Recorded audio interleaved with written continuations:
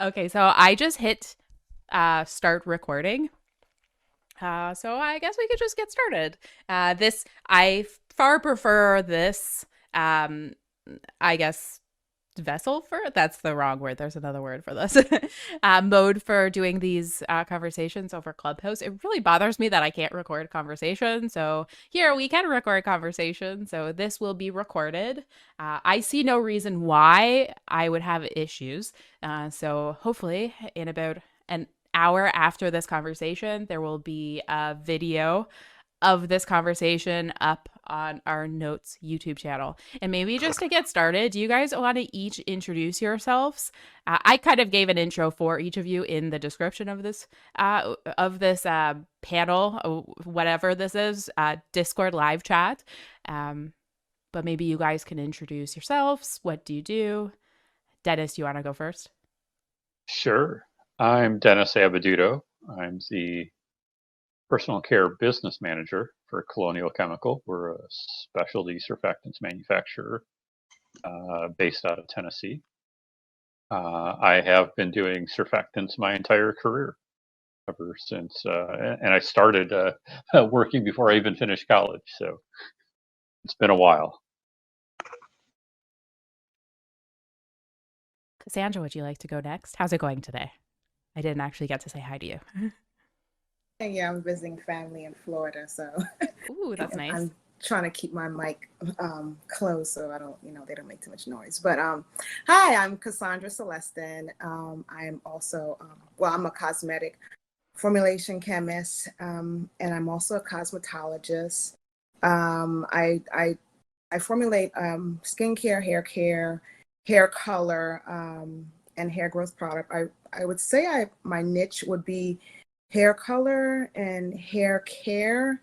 And being a cosmetologist, I have both views on what the clients want, what the stylists, the licensed cosmetologists want, as well as what we as cosmetic chemists are giving them. And I like to have these conversations because with the whole this topic, it's really a big thing. So I'm glad to be here on this platform with you guys.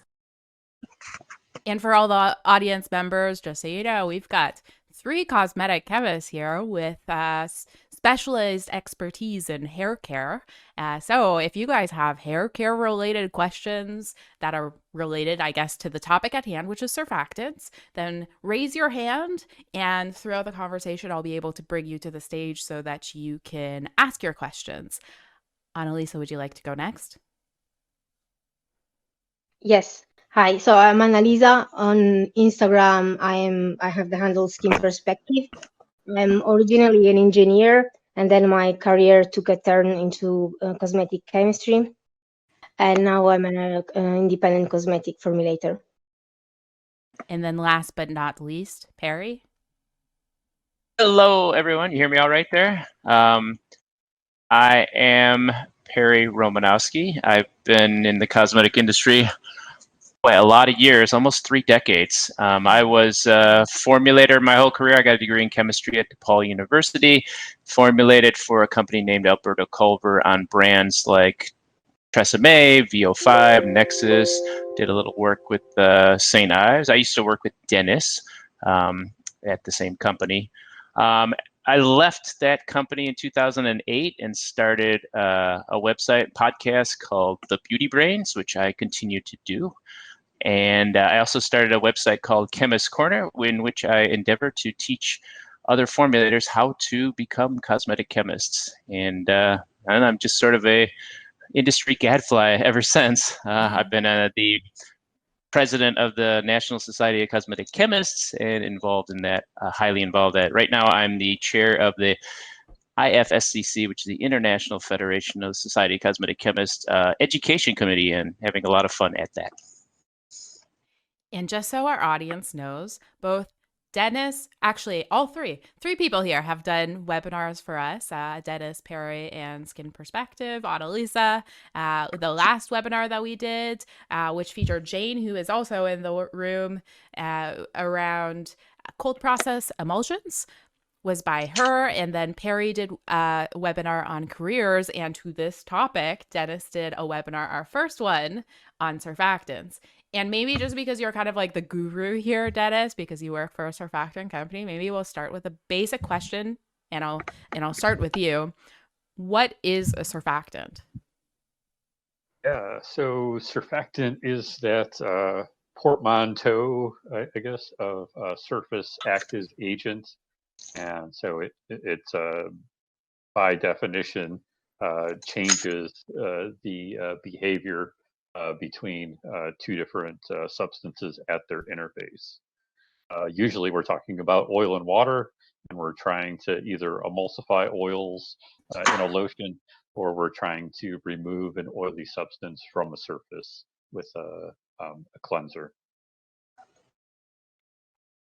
And now surfactants can also, I guess the molecular type can be found in like a lot of different products other than just cleansing products. So what's the variety of surface active agent ingredients, Yeah, surfactants? so this is an interesting thing because when I go to the doctor's office, they like to ask you kind of what you do, and I tell them that I'm a chemist and I work with surfactants. And so they're like, lung surfactant, because Mhm. that's what physicians know about. So your lungs, you endemically produce surfactant to help transport oxygen from the air you breathe into your blood vessels. And so that's one kind of surfactant. There are various plants that produce different types of surfactant. The soap nut is a popular, I guess, or commonly known one of those. Saponins is the type of surfactant that they produce. Yeah, various organisms produce like things like glycolipids and rhamnolipids and other. Most of the time when we're talking about surfactants in the context of personal care, we're talking about synthetic chemistry. And so then we've got what we call the soaps, which are produced from I guess, yeah, take triglyceride oil and then we hydrolyze those, and then with an alkali base. And then the soaps are the alkali salts of the fatty acids of the triglyceride oil. Then The we've got synthetic detergents. saponification reaction. Yeah. So that's soap. Yeah. And soaps are generally considered to be separate from all the rest of the synthetic surfactants. And then there's all the sorts of different kinds of synthetic surfactants that we produce with all of their different charges and different feedstocks and so on and so forth. So. And then, while I guess kind of classified separately in the cosmetics industry, there's also like the emulsifiers and solubilizers or Right. cationic Yeah. agents So for conditioners. yeah. It's funny. Yeah, as a surfactant chemist, I don't think of I guess, application wise, I certainly think of emulsifiers and fragrance solubilizers as different things. But chemically, I don't. And so, yeah, I just think of, most, lotion emulsifiers as being, a specific, typically non-ionic or anionic surfactants that are used commonly, in that application area. I don't I really think think of that's them as different I think things.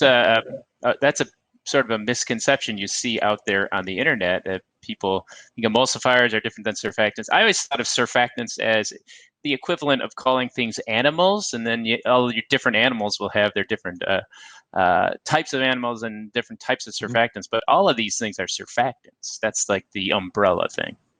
Mhm. So I guess surfactants are like the superstars in your cosmetic products that make a lot of Yeah, the they products do. out there possible. They do a lot of heavy lifting, and this is always a thing that I kind of chuckle about is that brands obviously they want to have their romance ingredients and will feature those prominently. So our lotion includes these ingredients, and then it'll be the different little things that get sprinkled in. Whereas these poor lowly surfactants are doing all the hard work and don't get any love ever.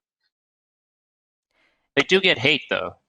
Oh, if yeah. you're a sulfate, If you're a sulfate, you get all the hate. Yeah, for sure. or even a peg, you know. Yeah, exactly. And now maybe to Annalisa, who formulates in skincare, with respect to emulsifiers, what are some of the things that formulators consider when choosing the emulsifiers, and what kind of impact do they have on the end feel for the final product? I think a lot of people don't realize how much of an effect the emulsifier system that you choose can have on the feel of the end product. So, anyways, how does a formulator choose the emulsifier? This is a pretty big question, but choose the emulsifiers in a system, and also what are some of the steps I guess they take to make sure that the system, I mean, maybe not so much of a concern for irritancy, but I don't know, maybe consumers don't know that. But what are some of the steps that formulators would do with respect to emulsions to make a product gentle?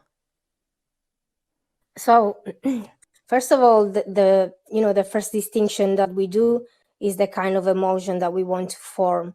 So, if we want to form a water in oil emulsion, we will choose emulsifiers that have a lower HLB. While if you want to create an oil in water, we will use emulsifiers with higher HLB. And possibly we would use blends because that would increase the stability of the emulsion because it depends on the packing density at the interface. And then we also make a distinction between the charge of the emulsifier. So for instance, anionic emulsifiers, which are charged negatively, and cationic emulsifiers that are charged positively, they usually are a little bit more irritating. So they can be a little bit more irritating. So if they're using the emulsions, they are used at at lower concentrations compared to the non-ionic emulsifiers. Does anyone want to add to that? No, I mean, I think this is, I guess, probably an understated, effect. And Mark Chandler with ACT has been espousing this for many years now. The fact that different emulsifiers are definitely going to contribute different things to emulsion properties, rub-in, playtime, and things like that. And perhaps they have, when you're looking at the ingredient list, like maybe they have the most profound impact for the end feel and performance of the product. So really, they're like unsung heroes. Consumers are looking for all these other ingredients that they're attributing this like nourishing feel from the formula, but maybe it's just the surfactants that or the Right. emulsifiers that were used. Yeah, that's definitely what Mark has demonstrated with his um, aesthetic formulating, work that he's doing. He can take identical oil phases in a lotion and make, two or more completely different products just based on the emulsifier package selection. Now, something that I've heard online, and I'd love your perspectives on this, Dennis. I think you may have already given me yours on this before, but perhaps you can tell our audience. But there's this idea that I see coming up on social media that emulsifiers will emulsify the lipids on your skin and can cause issues. And that's Hmm. why people will say, like, oh, well, we should just put lipid only products on our skin. Well, I mean, like most Right. people won't like it, but what Uh-huh. do you think about that? Yeah, I think, I don't recall if we have talked about this, but yeah, certainly the an ability of emulsifier to defat the skin is something that should be of interest to the formulator. and it is in many cases a separate phenomena from irritation potential, and also yeah, is going to vary in the formulation, pretty dramatically. So in an emulsion, you typically have fairly stable micelles that There's a check. that aren't going to defat the skin very, very dramatically. But it's definitely something that the formulator kind of needs to watch. See what is this doing. How does the skin feel after a day after using the lotion? Is it just as good as they want it to be? And then from the cleansing side too, something to watch for. And there are certainly ingredients that can be added into the formulation to mitigate and help with defatting. So refatting agents have been used quite a lot, especially in cleansing, to help keep away that kind of tight or dry feel after you rinse off. And those had been, of course, for many years, ethoxylates, like PEG-7 glyceryl cocoate, I think is probably the industry go-to on that benefit. But there's with newer formulations, people are adapting and selecting different products. Anyone else want to chime in on this question? Actually, would like to get you guys' opinion on HLB. How often do you actually use HLB today in 2021? Because I know when I first got into the industry, that's all I did, and now, maybe because with experience, I don't really have to anymore. But I see a lot of the formulators that have maybe like 3 or 4 years experience with with just adding carbapol in, that they don't even think about HLB. Right. Yeah, that's what a lot of people do, right? You get like some sort of bulk emulsifier package that you're comfortable with, and if you get the right package, you can cover a pretty broad range of required HLBs from your oil phase. Most people are fundamentally using most of the same, oil phase ingredients, oils, esters, and things like that. And so, yeah, you don't really have to do a whole lot of experimentation to get to a fairly workable endpoint. And if you're close enough, then, like you said, you throw in some carbapol or the cepagel or whatever, and you call it a day. So, yeah, I think yeah, from a day-to-day basis, I'm not. It's helpful to know if the emulsifier is going to be more or less water soluble, but to try to use the HLB as a tool for formulating, not so much. I got to say, just as well. And I think one with a of lot the of the go ahead. I was just going to say, and I'm talking to people kind of new into the industry and such. When you get into the industry, you have this imagination maybe that you're going to be coming up with these formulas and mixing these together and coming out with all the percentages. But the reality is, when you go and work for a company, you inherit a lot of their formulas, and you are given a formula and say, here, go make a big batch of this. And maybe you can tweak it and such. And you can go a long time in your career not know anything about HLB, but you've been following your in-house formulas and you've been doing a good job. I think it's helpful from a science standpoint to learn a system like the HLB and the concepts behind it, because these are not the kinds of things that you learn in college. But the reality of your day-to-day formulating is that you're going to usually be working off of some starting formula. And unless you run into any problems, then you really won't look at a system like the HLB. Here's the thing too. When I work with some new formulators, a lot of these new ingredients that come out, they don't designate them an HLB number. So they some of the challenges they had was actually trying to figure out the calculations for it with some of these newer ingredients that are out there now, like like the new oils and the new combination emulsifiers and waxes and stuff. Mm.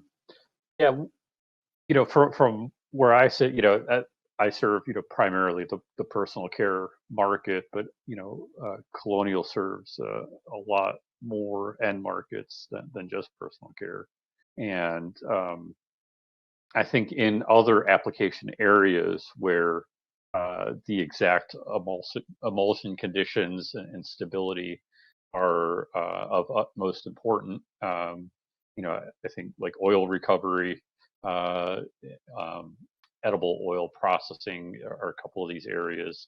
They've actually moved on from HLB to another system. Um, called HLD, which is hydrophilic lipophilic difference, and it's got its own set of tools and equations and things to characterize and so yeah, the HLB system itself is unfortunately, I think, a little bit antiquated, and sometimes people yeah, will give in some cases too much credence, but then in other cases it is helpful to understand the concept from a background standpoint. And we got a question that I'll just quickly answer before asking my next question, which was, what's the difference between the 4 types of surfactants? Non-ionic, anionic, cationic, amphoteric. So non-ionic is uncharged. Anionic is negatively charged. Cationic surfactants are positively charged, and amphoteric can be positive or negative. And then she went on to ask what the from the above, what is the best for skincare, hair care, and why? I don't know. Maybe somebody else wants to chime in and answer that before I ask my next question. Annalisa, would you like to answer this, or Cassandra, whichever? Can you? Sorry, Jane. Oh, sorry. I may have been kind of mumbling. No, I didn't hear the last part of the question. So from the above, so non-ionic, anionic, cationic, amphoteric, so all the different surfactants out there for their charges. What is the best for skincare, hair care, and why? And then also, could you give examples of these surfactants out in the marketplace? Okay, so for hair, usually it's used a blend of surfactants, or not only hair, but like cleansing products. It's used a blend of surfactants. There are anionic, which are those that have more the highest detergency power, and then but they can be harsher, so they are blended so that the mix becomes milder and has an effect on the micelles, and they form mixed micelles. And the other surfactants, so that are blended with the anionics, are usually the amphoterics and non-ionics in the detergent systems, and the cationics are mostly used for conditioning products. And for the face products, mostly it's non-ionics that are used in, like for, of course, I'm referring for, again, in this case, for surfactants in the broader term, I meant for emulsifiers in this case, but also for face detergents, it's also a blend of surfactants.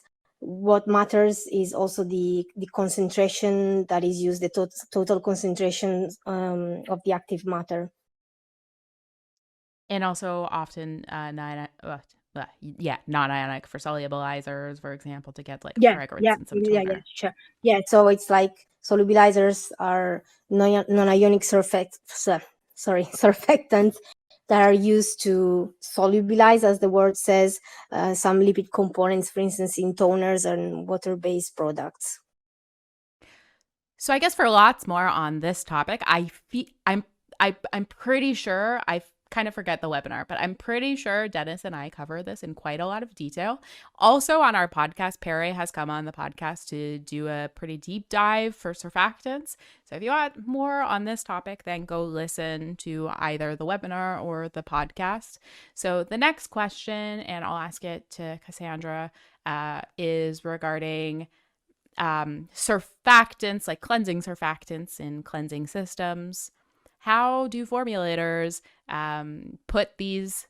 We may have actually already answered this, but how do formulators put these systems together to make the best possible product for the target user? What are some of the considerations that they have, for example, making a product more gentle or making it better for people who have, like, say you're making a clarifying shampoo. So what are some of the considerations there? Okay, so say you're making a clarifying shampoo. You definitely, I mean, for me personally, as a formulator, I'm going to add an anionic surfactant as well as an amphoteric surfactant. The amphoteric surfactant is going to help decrease, the irritancy of the formula. So, and then you can also add different emulsifiers also to help help with the mildness of the formula. Or you can just use an amphoteric system all by itself. There are a lot of different materials out there. I know for like a really mild cleanser, one knows, desoglucoside, a system like that would be really good.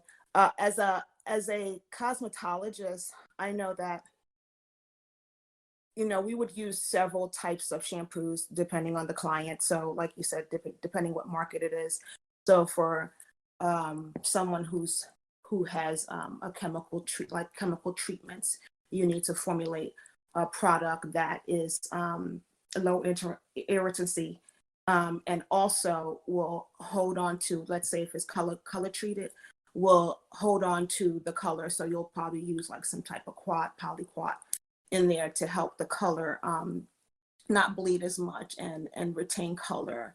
And for someone who uses a lot of, let's say it's someone with super curly hair, and for the ethnic market, and they come in, they want to get their hair washed, and they're putting products every day and using like low poos or no poos and other styling agents.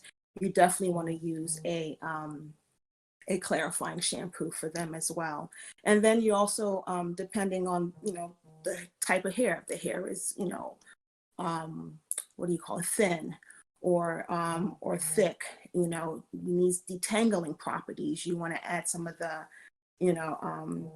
the agents in there to help detangle the hair, or, you want to add volumizing actives or ingredients to help volumize the thin hair. So it really depends who your client is, what market you're targeting, and then you can basically make a system that can be mild for the scalp, can also strip the hair, but not strip everything off the hair, but strip the gunk off the hair, but also put in back, all the good proteins and conditioning agents with proteins and silicones and stuff, and then still have healthy hair. So it all depends on what your target is.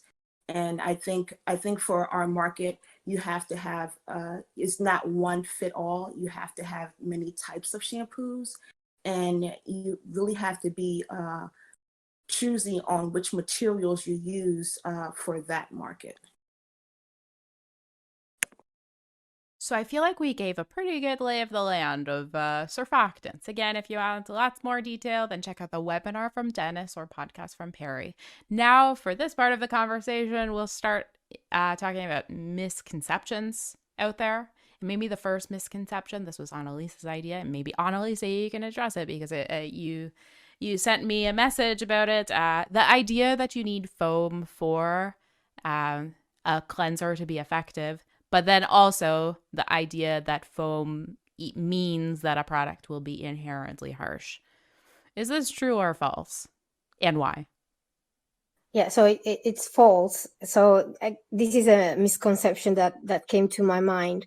Foam is not what has the cleansing power, because foam is just a cell that entrapped air. Sorry for my English. So entrapped air instead of grime or oil, which is what we try to lift and clean from our skin and our hair. So the foam is not actually doing the cleansing part. There are some, for example, I mean, we could do examples on both sides. There are for instance, Castile soap that is not foaming that well, but it actually it has good detergency. And on the other side, we have, for instance, decyl glucoside or decyl glucoside that has a good foaming, but it's milder. So it's not the foam that does the cleansing action. I think the misconception comes from the fact that historically the surfactants that foam better are the alkyl sulfates, so like sodium lauryl sulfate, which are known to be harsher or have a higher impact on the skin. So I think that's where it came from. But even the harshness of a detergent doesn't depend on one surfactant. It really depends on the blend and the whole product. So people cannot really judge how a gentle and mild a cleanser is based on the ingredients list, for example, or the foam. And also lately we also have like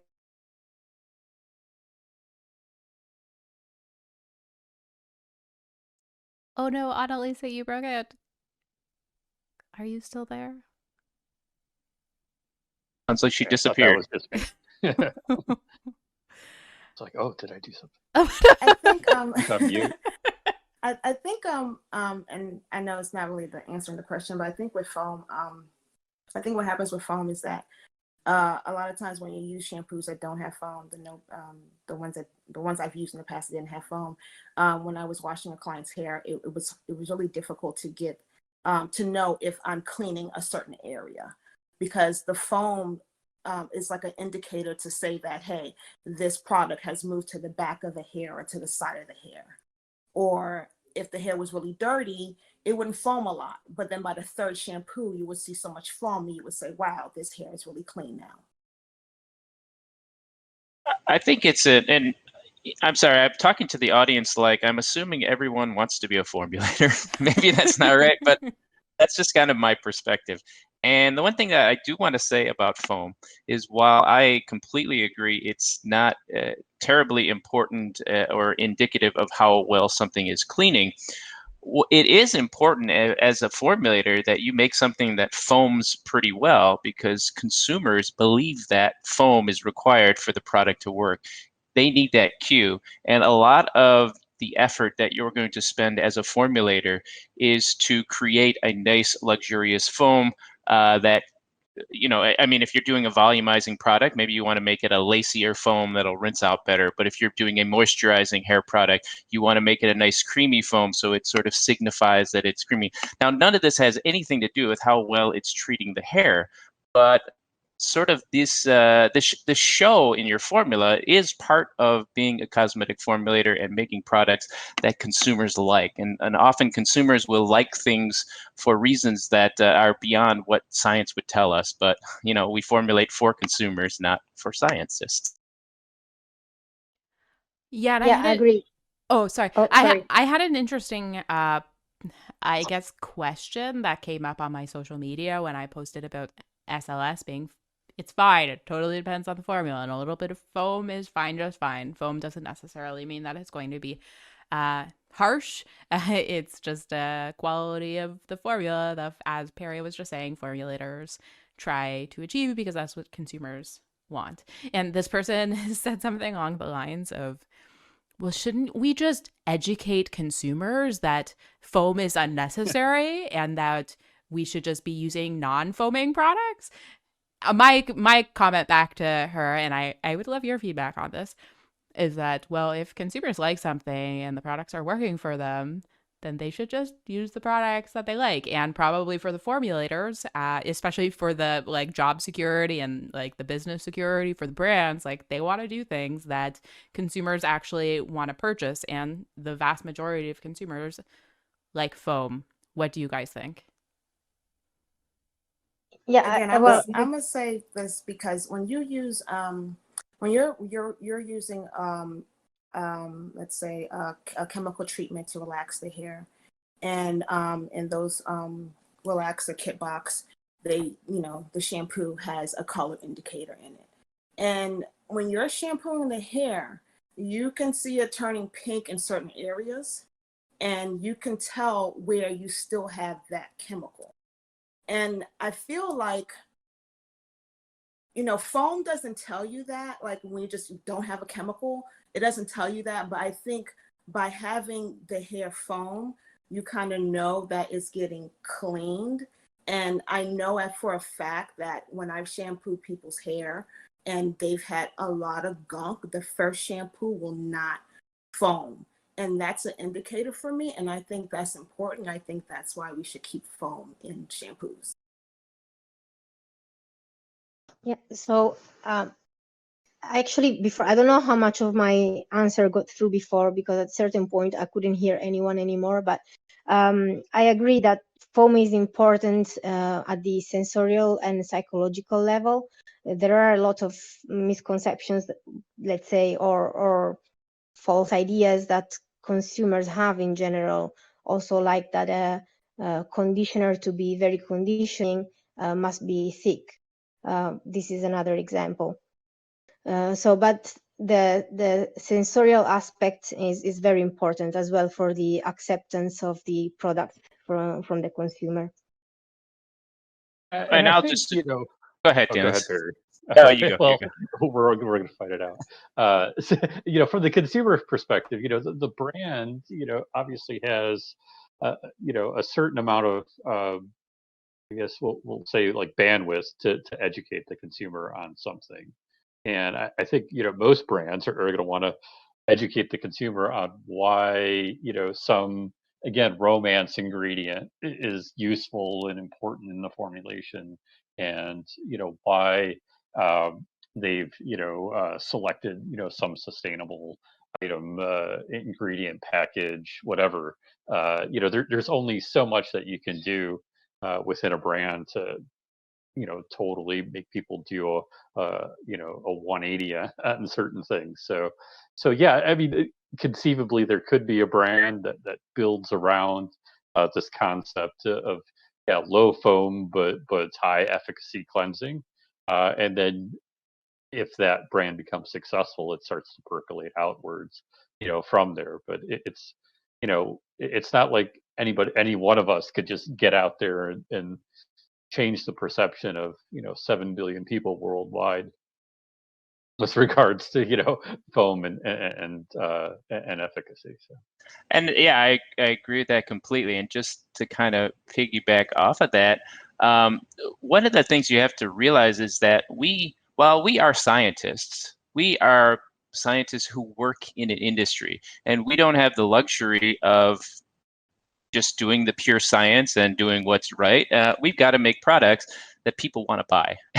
And you know, you almost have to check your scientific credentials a little bit at the door if you want to keep a job in the cosmetic industry, because there's a lot of you know, smoke and mirrors going on.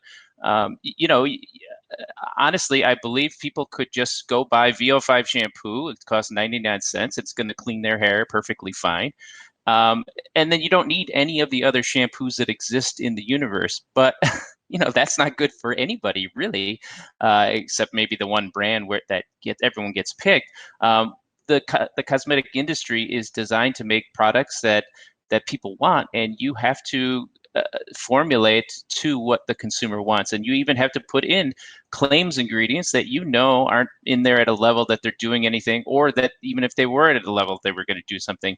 But people need those ingredients, consumers need those ingredients to buy into the story, to buy your products. And if they're not buying your products, you're not going to have a job, your brand won't be around, and you know, the people who have the stories will be. Now we had another question from the audience from Crunch Wap. And the question was, is no poo just no foam? Cassandra, I feel like you'd be an expert in this topic. And also, what do you think about the no poo movement? Is there a reason why we should not be shampooing our hair? What do you think? No poo is, yeah, no foam, or very low foam for some formulas. And it depends which market that brand is targeting. I know for, the standard market, the no poos that don't foam, the most people that use them, they use them either daily or every other day. They feel that it's milder and it's better for their hair. And then for the ethnic market, they may use them, the no poo or low poos, maybe once or twice a week, just to kind of get that gunk off their hair. But at the same time, they still need to use a clarifying shampoo every so often. I would say like every 4 weeks, depending on how often you're washing your hair with with the no poos or low poos, and also what type of products you're putting on your hair, whether it be like products that are high in, silicones or waxes, or styling products or quats that are coating that hair cuticle, and how often you're applying that. You would need to use a clarifying shampoo to kind of get that gunk removed. And I remember, Jen, you mentioned about the movement with a lot of stylists like using the blade to kind of strip that hair off, strip the not the hair, strip some of the gunk off the hair. And it just, like, like I said before, that doesn't even make sense. Like, you would just use a clarifying shampoo. Why do that? Because you can kind of strip some of the hair cuticles as well. But as far as no poos and low poos, I don't like them. I don't recommend them. I don't feel that some of the brands out there that have put them out in the market have done a really good job with them.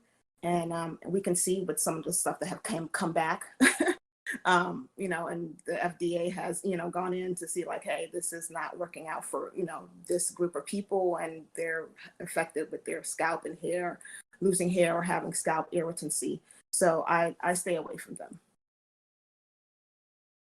Yeah, I and think, maybe no sorry. no poos are really just, when you look at the guts, for the most part, and every brand's a little bit different in their approach, but for 90% of the brands, it's a conditioner with a different, name on it, or a different slant or patina, whatever you want to call it. And yeah, so the surfactants are selected for high lubricity, instead of, high foam. And the overall usage of these products, I think when you start to talk about, chronic usage, then you're putting a lot of gunk, on the hair and on the scalp, and you could, potentially, be causing some long-term irritation. A lot of these quats are not, completely benign. They're intended to be, for the most part, used at lower levels and rinsed out. But if you start overloading these products with the quats, they can be quite irritating. And a lot of times you can just have too much stuff, in the pores, and start, clogging pores and causing issues that way as well. I think one of the things I would add is that this just demonstrates you that, depending on how you want your hair, you do not need to wash your hair. Right. And I think what these no poo products do is you're essentially not washing your hair. You, like Dennis said, and you are just putting a conditioner on your hair, and you're hoping some of the surfactants in that conditioner, which are the cationic surfactants, you're hoping some of them might take out some of the things that were in your hair, and it's not going to put too much on your hair either. That's a big if. It's certainly going to leave stuff behind.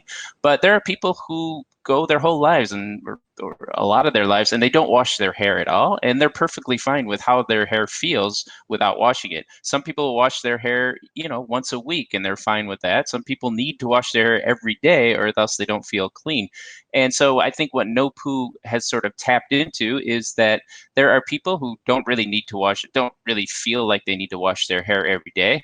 They'll try the no poo thing. They think they're doing something good for their hair. They're not really cleaning their hair, but it makes it easier to comb or something like that. It does become a personal choice how you use these products. And I too am not terribly impressed with the no poo. When I was working on the Tresemme brand, they were looking to come out with a no poo thing. So I did a 1 month no poo test for myself. And I'm a person, I wash my hair every single day. And I didn't like how my hair felt after a month of just using conditioner to wash my hair. So, but cosmetics and personal care products, it is a lot about your personal choice and what feels good to you. And maybe just to re-highlight what Cassandra and Dennis was mentioning about scalp health and the impact of not using, especially if you're like conditioning and like grime buildup on your scalp, like you might have some issues with irritation and maybe even hair loss. So that just shows that clarifying shampoos are probably a good idea, especially if you're following that kind of a routine, like at least once in a while. But obviously, like as Perry was mentioning, like you do you.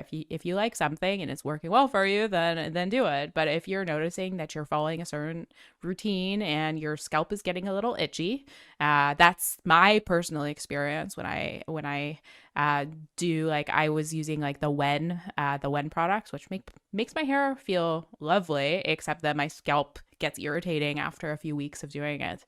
So then I just need to use a clarifying shampoo every once in a while. But maybe this speaks to Jen, SLS. Oh, sorry. Just to get into that, I would love to see a study on that to say, if you use these no poos for a while, what is the harm to doing that? I've never seen a controlled study of this. Right now, what we have are anecdotal reports from people. Some people say, I use this and it makes my hair fall out.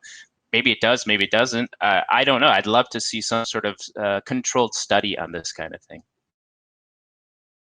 Cassandra, from the cosmetologist perspective, I guess this would be also an anecdotal experience, but have you noticed the people who follow this movement are prone or not prone to these kind of scalp issues? Like Perry said, I think it would have to be we would need clinical data, because I've had my own experience. I've never ever had any hair loss until I used a low poo shampoo system, and then I experienced it. So, but that's just me, like that, and I've never had, and I have a lot of hair, and sometimes I wear, hair weaves and hair extensions and don't wash my hair for a whole month and never had any problems with hair loss. And then also suddenly, I'm washing my hair with these co-washes every day, every other day, and then bam, I'm experiencing hair loss. So yeah, I just like Perry said, I would love to see like some type of clinical study on this, because I think there's something to it. And then for clarifying shampoos, many of them use SLS. So maybe this would be the next misconception. There's this idea that, well, first, like all sulfates are inherently bad, but especially SLS. And I think people like associate I feel like people just think that like sulfates equals SLS. Like, does it? And then also, is SLS inherently bad, as marketing and social media may lead people to believe? I mean, I have a. First of all, no, I don't think SLS is as bad as it's made to be on the internet. I mean, I have a theory about why it developed a bad reputation, and it's essentially because if you look at the top selling shampoos from the big companies, they were all using sodium lauryl sulfate, sodium lauryl F sulfate, or ammonium lauryl sulfate, or ammonium lauryl F sulfate. It's the main surfactants that all the big guys were using. It works. It's cheap. I mean, we used to be able to make the VO5 shampoo, like one bottle of that and it cost us like 5 cents a bottle to make the formula. So it was pretty cheap and it worked. But if you're a salon brand and you want to figure out some way to differentiate your product, you can't just take a sulfate and make the same thing that somebody could buy in a grocery store. So you have to find some way to differentiate your formula, switching out from, the main surfactants to a taurate or, a succinate or something like that, some other type of anionic surfactant that doesn't have the word sulfate in it. That's a way that you can stand apart. And then instead of having to go into magazines and buy television commercials and say, buy our product, you can just say, oh, sulfates are bad. And, chemophobia is a very effective weapon to get people to avoid your competitors. And if you can say that, if you can make people afraid of sulfates, they're gonna, not buy products from competitors, and now they're gonna buy your product, at least until your competitors adopt your formula. So. Yeah, I think also the misconception indeed comes from chemophobia, but also because people have been pointed to studies or started reading studies, but misinterpreting them, where they see that the SLS is used as irritating agent, skin irritation studies, and so they equate that the high concentrations of SLS that are used in those studies must be the same as SLS found in shampoos or any other detergent, and they don't realize that it's the whole formulation that counts. So they just refer to those scientific papers without really understanding it. Would anyone else like to add into this before I ask my next question? I guess end take home, SLS is okay. But if somebody's telling you otherwise, maybe question what the... I mean, it's definitely better than what was before it, which is basically people, washing their hair with, soap. Yeah, it's better than soap. And, right. and it's also it's the way the thing is formulated. You can't just say, "Oh, this surfactant is terrible." Well, Right. if you put cocamidal propylbutane or loramide DEA in with the sodium lauryl sulfate, you can make a really nice product, and it's not irritating. But if you're just Yeah. using 30% SLS formula, yeah, that's going to be irritating. The I dose mean, doesn't matter. Yeah, the irritation reduction, by using the secondary and ternary surfactants is dramatic and well characterized. So yeah, it's definitely, there's a reason, formulations have been built that way for such a long time. And maybe some people don't like SLS. Well, I mean, the part of the reason why it's used all over the place because it's a really effective cleansing agent and it's also pretty cheap. Maybe people associate the well, firstly, how broad, how much use of it is in the marketplace, but also the affordability. Maybe people see that as like a negative. I don't know. What do you guys think? Or Yeah. maybe I'm just. I mean, it's there are other things, and other surfactants will drive other benefits in formulation. There's no doubt about it. You can certainly, you get a regular, that VO5 shampoo.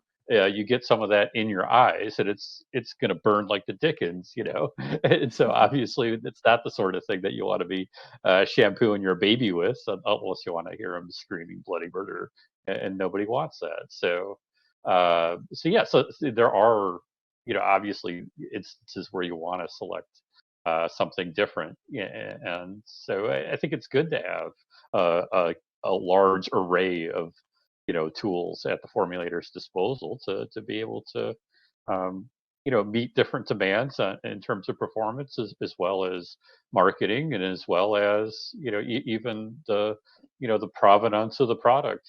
Maybe you want to make a claim around that it's completely biorenewable or something like that. And a mineral component that's part of the SLS is maybe you don't really consider that renewable. You have to keep mining or other ways to extract sulfur to make that.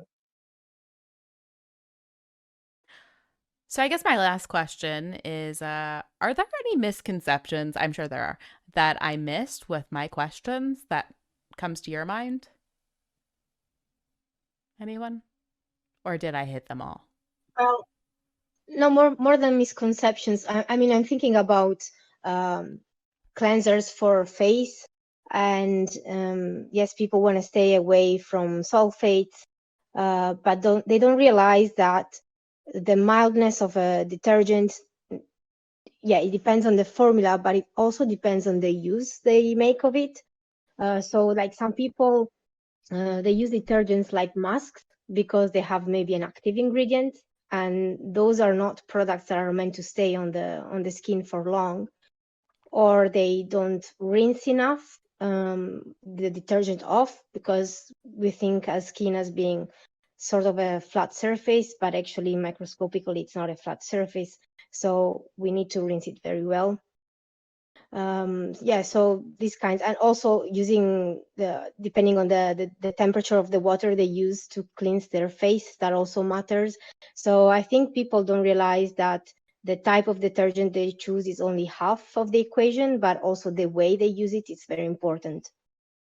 And maybe just to highlight that misconception, I saw this recently from a dermatologist. Maybe this speaks to the lack of direct formulation knowledge of some dermatologists. And like dermatologists aren't the experts in everything in skincare.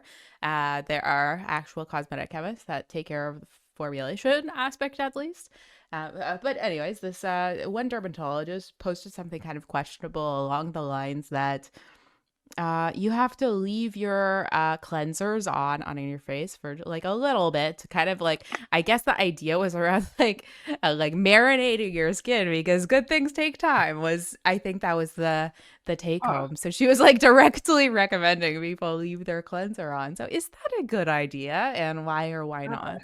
I don't think so. I mean, all right. So say you had like an AHA or BHA cleanser, then you could conceive that, to allow some more time for those, actives to work, that could be advisable as long as, again, the surfactants were chosen such that the extra time that you're leaving them on your skin isn't going to drive up irritation. But just to remove, uh, the dirt and stuff on your skin, or especially hair, it doesn't require really any sort of latent time. And I think there are certain types of cleansers, like oil-based cleansers, where yeah, if you're trying to work on a like dissolves like type of model, yeah, and they're benign, maybe leaving them on a little bit longer before you start to remove them can help to lift the makeup more efficiently. But if it's just a matter of regular, day to day dirt and things from skin and hair, then yeah, leaving it on isn't going to be that big a deal. I think this points to something about the cosmetic industry that maybe isn't really known, but a lot of advice that people give is just kind of off the cuff advice, and it hasn't really been looked into or studied in any kind of public way. Now, maybe companies have maybe there is a company out there who has specifically gone and got all the surfactants that they've timed it, and they say, okay, if it's 5 seconds on, it's this, and it's 10 seconds. I don't think this study has been, at least it's not been publicly published. So Yeah, there are a lot of bits of citation needed, right? right, right. But there are a lot of bits of advice that you will hear that you say, well, that's logical, but is that true or not? And the part but whether it's true or not, we don't know. Nobody's really tested that. So I would be skeptical that, leaving it on has any measurable benefit. But like Dennis said, I don't know, maybe. Jen, you had asked what other topics. There are two topics I think we could have just quickly brushed on. But first, this whole idea of micellar water. I just want chemists to know that micellar water is just like diluted surfactant. So it's not like this new revolutionary technology. And then the other thing was the 1,4-dioxane issue. Um, Dennis, do you have any idea about like how much of an effect the 1,4-dioxane in surfactants has on the environment coming from the cosmetic industry? Oh yeah. So this is so I don't know as far as the cosmetic industry, but I do know that the HCPA, which is the Home and Consumer Products Association, was looking at the impact of 1,4-dioxane from household products, because this is an area that's going to be particularly susceptible to the New York State regulations. And they found that there was no correlation between groundwater dioxane levels and population or usage of household cleansing products. So they were able to find large population centers that had very low groundwater dioxane, and vice versa. And so there's the contribution of these products, to groundwater is next to nothing. Personal care, we're usually rinsing into the sink, right? And that's going to a wastewater treatment facility, and under routine wastewater treatment conditions. I think if there is any residual dioxane in the product, it's pretty well vanquished in the subsequent steps there. So. And for lots more on this topic, I actually interviewed Nicholas Georges from the HCPA on this topic, as well as some of the regulation changes that are happening in California and whether or not they are aligned with the evidence. And so the take home with respect to 1,4-dioxane was that current high levels are more there from historical malpractice rather than current use. So just to highlight what Dennis said, like the 1,4-dioxane that's found in low parts per million levels in the cosmetic ingredients, surfactants, or household care products are well, there's not actually evidence to show that they are causing harm. And Right. Dennis, you made a good point to me before. Maybe you can highlight it further if you have anything to add, that there might actually be some sustainability detriments by moving away from ethoxylated surfactants, Yeah. particularly around water savings. Right. So the high concentration pods, liquids, laundry detergents, dishwash detergents, the ability to make these, 4x, 6x, 8x products that use a lot less per use, have been, built around the use of non-ionic surfactants, which are ethoxylated, and will typically have relatively low amounts of 1,4-dioxane, and certainly amounts that most of the world agrees is safe for human exposure. But the New York state limits are so severe that they would potentially exclude a lot of these concentrated liquid products from the market. And so that it does present a pretty significant issue, because then we're going back to buying, mostly water, and that's not particularly sustainable for a lot of different reasons. And perhaps people are wondering, well, like, this is just New York. This doesn't affect me. But formulators generally like to formulate globally. So this will probably have a profound impact across the industry. Would you guys agree? Also, do you guys have any other misconceptions that you'd want to add before we sign off? Oh, there's so many misconceptions that I don't know how to add to the list. Yeah. I think the biggest thing is that that for the most part, of course, that the consumer products that this industry produces, with regards to cleansers, is these are safe products, and shouldn't be afraid of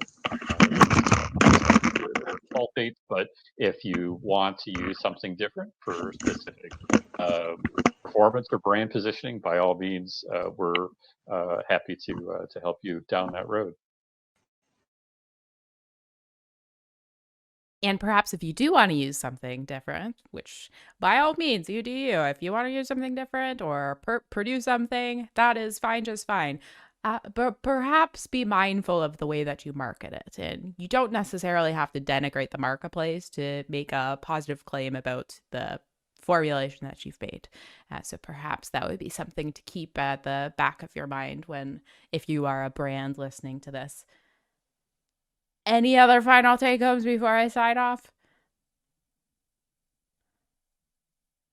I think that's all I got. I mean, just to the scientists out there who are coming in as formulators, it's a great industry to be in. It's being a formulator is a fun time, but you do have to put up with a little bit of non-science nonsense. It just goes with the job. And so I guess that concludes our first Discord live chat. I would like to do these more frequently. So if you have any topics that you would like us to cover in a future chat like this, then leave it maybe in the webinar chat. And then I'll try to get a group together like what you're seeing right now that would be relevant for expertise for the topic at hand. And also, don't forget, especially if you are someone interested in working in the cosmetics industry, I'm going to be hosting on this channel a careers night, which will feature a panel discussion followed by breakout rooms. And so each of the companies will have rooms just like this. So you can go and ask them questions directly. P&G, Avonic, Clariant, the Society of Cosmetic Chemists. I think there might be one more. And I don't want to forget it. Oh, man, I probably should have just not started with their names. I'm just looking at the poster to make sure. Somebody's going to be mad. Somebody's going to be mad. Oh, Crota. Oh, Crota is going to be here too. Just kidding. So each of the companies will have their own room. So if you're like particularly interested in working with one of these companies and you have specific questions that you want to ask, they're going to be featuring people who have careers on a variety of sides of the industry, from marketing to research and development, formulating, I guess research and development, clinical substantiation, regulatory. So if any of that is of interest, then come to the careers night and it'll be very informative. Anyways, thank you to our fabulous panelists for agreeing to be featured in this conversation for our first ever live chat here on Discord.